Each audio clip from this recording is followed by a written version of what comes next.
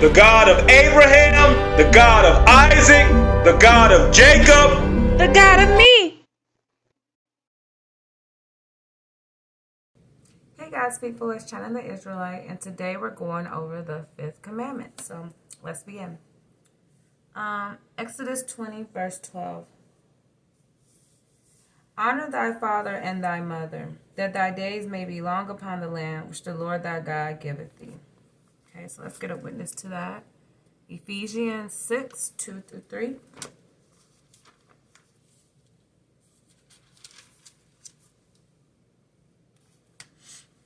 Honor thy father and mother, which is the first commandment with promise, that it may be well with thee and thou mayest live long on the earth.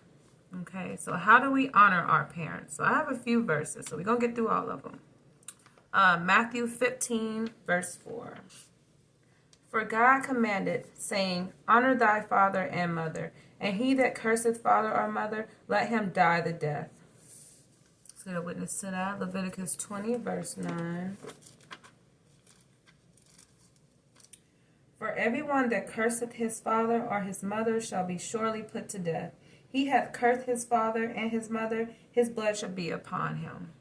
All right, so Proverbs 10:1. The Proverbs of Solomon. A wise son maketh a glad father, but a foolish son is the heaviness of his mother. So,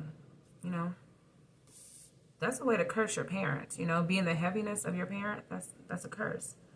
Let's get a witness to that. Exodus 21:15. And he that smiteth his father or his mother shall be surely put to death. Do not put your hands on your parents, okay? No one should even have to tell you that. Exodus 21:17, if you keep reading. And he that curseth his father or his mother shall surely be put to death. So, how do you curse your parents besides the one I just said, being the heaviness of your mother?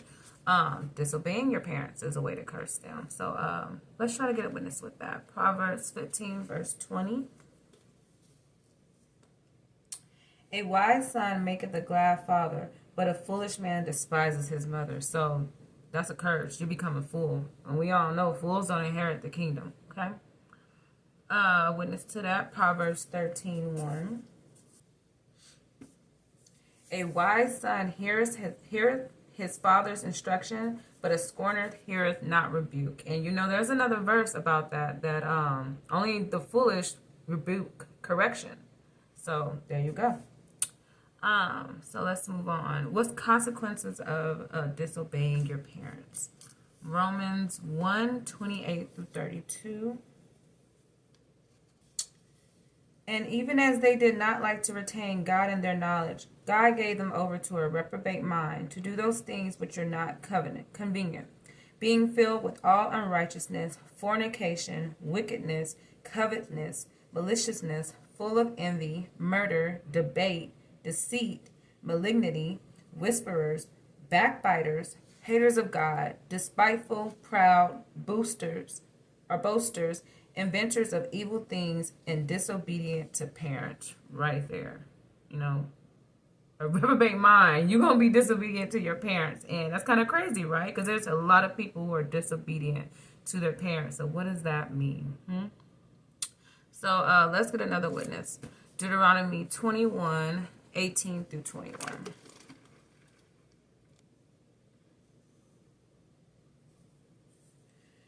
If a man, Yep, so this is a consequence of being disobedient to your parents. If a man have a stubborn and rebellious son, which will not obey the voice of his father or the voice of his mother, and that when they have chastened him, will not hearken unto them, then shall his father and his mother lay hold on him, and bring him out unto the elders of his city, and unto the gate of his place. And they shall say unto the elders of his city, This our son is stubborn and rebellious. He will not obey our voice. He is a glutton and a drunkard. And all the men of his city shall stone him with stones, that he die. So shalt thou put evil away from among you, and all Israel shall hear and fear. So, that's the Old Testament. Don't do that now. But it's serious, When you do not obey your parents, you only have a reprobate mind and death to look forward to, okay? And let's get another witness to that. Proverbs 30:17.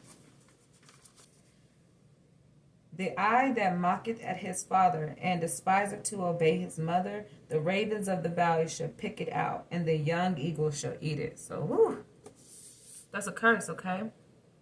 So let's talk about how to honor your parents. Proverbs 6:20. My son, keep thy father's commandment, and forsake not the law of thy mother. Let's get a witness to that. Proverbs 1:8-9.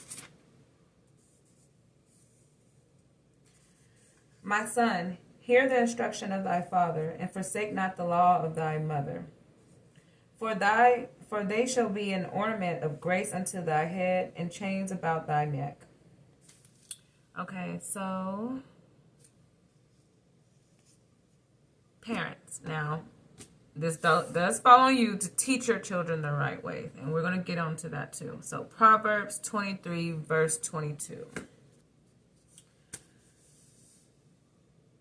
Hearken unto thy father that begat thee, and despise not thy mother when she is old. So that means don't forget about your parents. You know, don't grow up and you realize your mom and our dad might not have been as perfect as you thought they were growing up, and you start to despise them. Don't do that.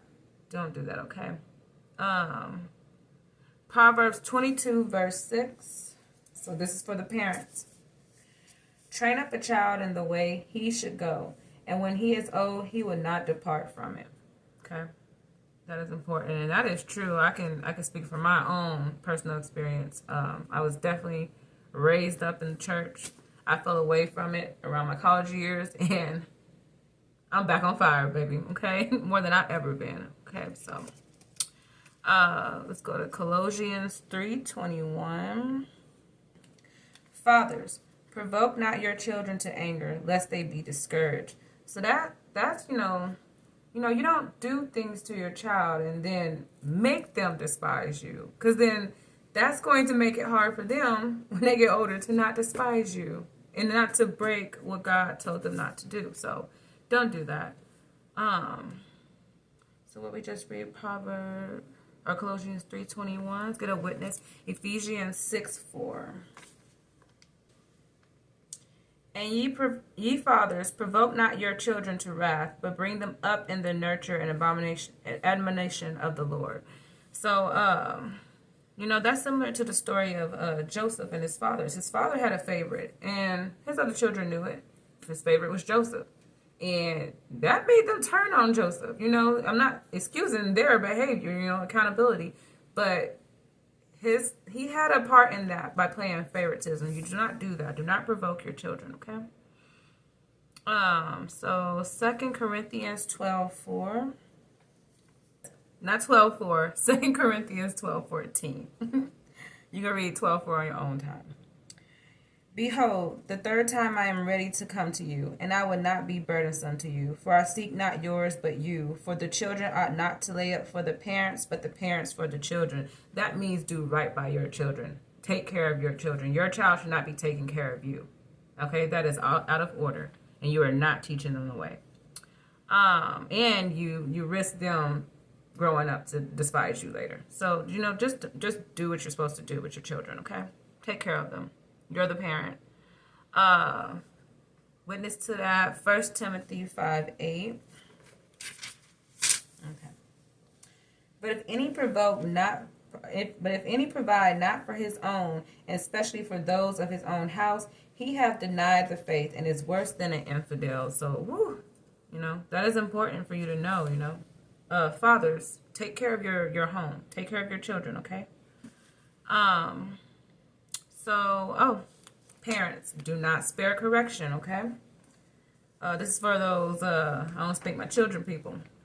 Proverbs 22:15. Foolish is bound in the heart of a child, but the rod of correction shall drive it far from him, okay? Now, I remember being a child, and I needed that rod sometimes, okay? Now, let's get a witness to that. Proverbs 29:15.